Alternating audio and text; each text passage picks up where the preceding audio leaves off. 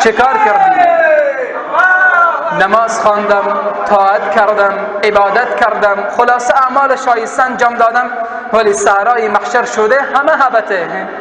اینجا دیگه فریاد به درد نمیخورد، اینجا دیگه افسوس به درد نمیخورد. بنابراین مسئله ریا خیلی مهم هست.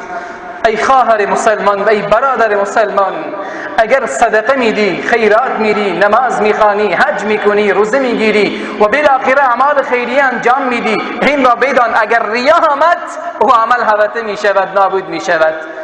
خواهر مسلمان خیلی متوجه باشه. حج رفته خیلی خوب کاری کرده، خداوند نصیب کل بگرداند، ولی اگر به این نیت رفتی مرا مردم حاجی صاحب بگن، این به خاطر الله نبوده باشه، الله سبحانه و تعالی کلا هبطه می کند. یک انسان خلاص اعمال خیری دیگری انجام می دهد، کمک می کند.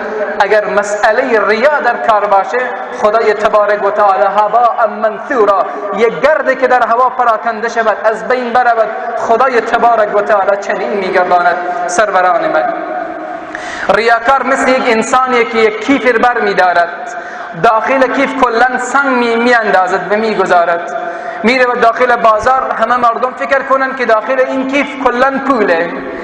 وقت نگاه میکنن سر کیف باز میشود، کلن سنگ بوده، خاک بوده. این انسان ریاکار بوده و به مسلمان ها انسانان نشان میداده، اعمالش از بین میرود. به همین ترتیب مسلمان چنین میکنه، نماز میخوانه، طاعت میکنه، عبادت میکنه، ولی خدای تبارک و تعالی قلبش را مورد توجه قرار داده، دیده که در قلب انسان خدایی وجود ندارد، ریاییه، به خاطر غیر خدایه. الله سبحانه و تعالی میگه برو به خاطر کسی که اعمال انجام دادی روز قیامت هم ازو بگیر، مزد خود را ازو بگیر.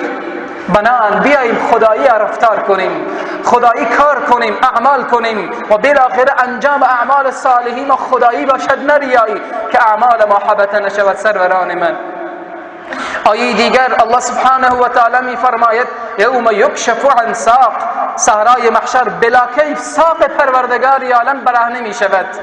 از جمله آیات متشابهات هست، برهنه می شود.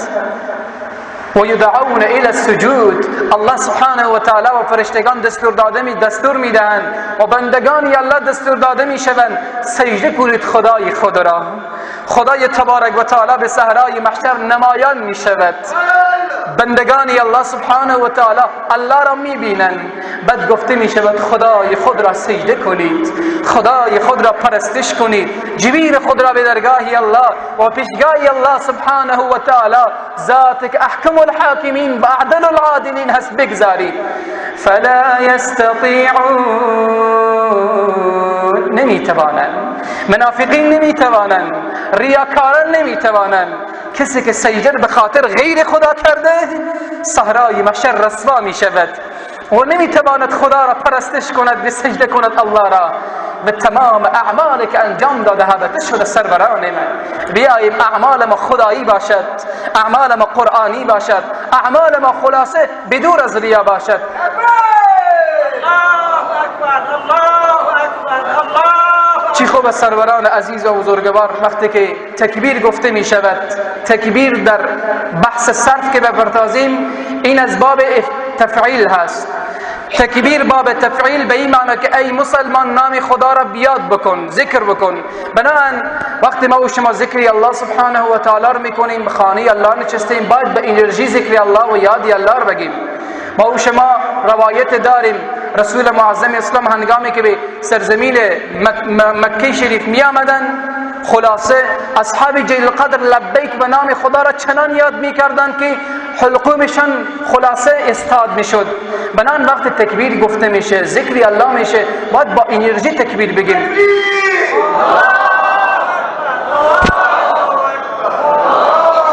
بنان سروران من، یکی از جمله اعمال و اسبابی که باعث میشه که اعمال انسان حبطه بشه مسئله ریا هست که باید همه متوجه باشیم. دوم سببی که باعث نابودی اعمال انسان میشود منت گذاشتن به خاطر اعمال صالح. منت گذاشتن به یک انسان من و شما خیرات دادیم، به یک انسان من و شما زکات دادیم، به یک انسان کار خوبی انجام دادیم، حالا بر سر اون منت میگذاریم. خب ما برای تو خیرات دادیم، ما خلاصه اگر نمی بودیم تو زنده نمی ماندی، ما بودیم که به این حالت رسیدی و بالاخره فلان و فلان. الله میگه نه، وقتی که تو چنین کردی، کار شایسته انجام دادی، خیرات دادی، دیگه منت بر سر فقیر نگذار. من بودم که برای تو فلان روز فلان چیز دادم، تو به خاطر من بزرگ شدی، تو فقیر بودی هیچی نداشتی. اعمال انسان هبته می شود. آیه قرآن الله سبحانه و تعالی می فرماید یا ایها الذین آمنوا، ای مسلمانان، لا تبطلوا صدقاتکم بالمن والاذى، این خیرات خود را، صدقات خود را توسط منت گذاشتن و اذیت بر فقیر از دست ندهید، باطل نکنید. فقیر روزی دست گدایی دراز کرده، چیزی نداشته، واقعا فقیرم فقیر بوده، یا ما از کسی خود چیزی برایش دادیم، ولی نشه که ما بالاخره چه کار کنیم؟ بیاییم بر سر فقیر منت بگذاریم، ما فلان روز برای تو چنین کاری کردیم، چنین کردیم، تو بالاخره از سفره من نان خوردی و بزرگ شدی. این باعث میشه که اعمال انسان حبطه بشه.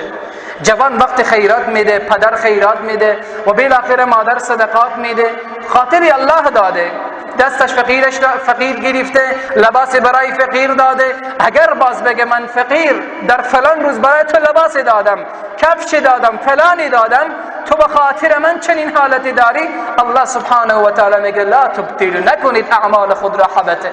بنابراین مسئله دوم و بحث دوم من و شما که اعمال ما نابود میکند، مسئله خلاصه منت گذاشتن هست. اجماعاً تکبیر کفر شکن.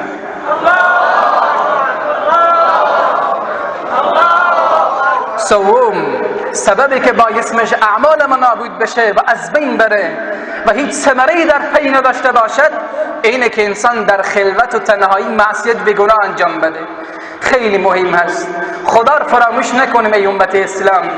جلوه مردم علنا نمیتوانیم گناه انجام بدیم، ولی به خلوت، به تنهایی کسی وجود نداره، گناه و معصیت انجام میدیم، غافل از اینیم که خدای تبارک و تعالی میبیند. نباش غافلا عما یعمل الظالمون، نمی باشد خدای تبارک و تعالی غافل و بیخبر. من و شما میبینیم یک کامره تمام اعمال ما را ثبت میکند و ثبت میکند. اون خدای یک مخلوق تمام چیز من و تو را ثبت میکند، در حافظه میسپارد. خدایی که قلب تو را به زیر توجه خود قرار داده نمیبیند؟ از پیشگاه خدا کجا بریم؟ ای مسلمانان، از پیشگاه خدا کجا میریم؟ امروز آمدیم، کسی ما را ندید و بالاخره گناه انجام دادیم، خدای جهان را چیکار میکنیم؟ پروردگار عالمی که دل مسلمان را به زیر توجه خود دارد و پروردگاری که لحظه به لحظه خدای تبارک و تعالی قلب بنی آدم را میبیند، چه کار میکنیم؟ الله سبحانه و تعالی ذاتی که علیم بذات الصدور هست، از سینه مسلمان ها، از دل مسلمان ها، از قلب مسلمان ها و آنچه که در قلب بندگان خدا وجود دارد الله سبحانه و تعالی میبیند و میداند. حدیث مبارکه رسول معظم اسلام صلی الله علیه و سلم میفرمایند لیأتین اقوام من امتی یوم القیامه، گروهی از امت من به صحرای محشر آورده میشوند. به صحرای محشر می آیند. به صحرای محشر چقدر روزی خطرناکیه. اینها به حضور پروردگار عالم حاضر می شوند. لهم اعمال برایشان اعمال صالحه هم وجود داره، مثل کوها. رسول معظم اسلام می فرماید کل جبال، میمانند کوها این حسنات انجام داده.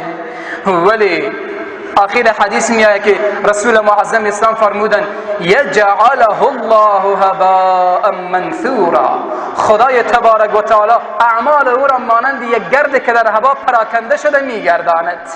این اعمالی که به مانند کوه انجام داده، خدای تبارک و تعالی مردود قرار داده اعمالش را. بعد صحابی جلیل القدر رسول معظم اسلام صلی الله علیه وسلم حضرت ثوبان پرسان میکند یا رسول الله این چی کسانی هستند؟ زکات داده، حج کرده، حسنات انجام داده، به صحرای محشر دست خالی می آید. این اعمالی که به مانند کوههای پذیرفته نمی شود. رسول معظم اسلام صلی الله علیه و سلم با مسلمانان سخن میگوید، با کفار کار نداره. رسول الله در این حدیث مبارکه امتی امت من چنین می شود، امت من می آید به صحرای محشر، خدای تبارک و تعالی نمیپذیرد. چی کسانیان؟ رسول معظم اسلام علیه السلام می فرمایند هم الذین یصلون کما تصلون، نماز می خوانند مثل که شما نماز می خوانید، و یصومون کما تصومون، روزه می گیرند مثل که شما روزه می گیرید، و یقومون من اللیل کما تقومون، تهجد میخوانند مثل که شما تهجد میخوانید، لکنهم اذا خلوا بمحارم الله، وقتی که خلوت میکنند در گناه و معصیت قرار میگیرند، انتهکوها، گناه و معصیت انجام میدن و حرمت این گناه را میشکنانند. خدای تبارک و تعالی میگه با نماز خود، با تهجد خود، با زکات خود، با حج خود برو به طرف جهنم من. خیلی خطرناک عزیزان من. اینا چه کار کردن؟ علنا آدم خوبی بودن، آدم صوفی و مبارکی بودن، وقتی رفتن به خلوت گناه و معصیت آماده شد، شروع کردن به گناه و معصیت. کسی نمیبیند. این فرشتی که دوش تو قرار داره نمیبیند. این خدایی که دنیا را خلق کرد، زمین را آفرید نمیبیند. این پروردگاری که زمین و آسمان به قدرت پروردگاری عالم آفریده شد نمیبیند. تو خدا را فراموش میکنی؟ تو خدا را فراموش میکنی؟ تو فکر میکنی خدا نمیبیند؟ علم یعلم بان الله یرا، غافل شدن، خدا نمیداند، نمیبیند. اون خدای پروردگار مالک یوم الدین، خدایی که صاحب بهشت و جهنمه، اون خدا تمام اعمال انسان را میداند و میبیند. ای مسلمان، ای کسی که میری گناه و معصیت انجام میدی، کسی نمیبینه. خدا را فراموش نکن، قدرت پروردگاری عالم را فراموش نکن، عذاب پروردگار فراموش نکن.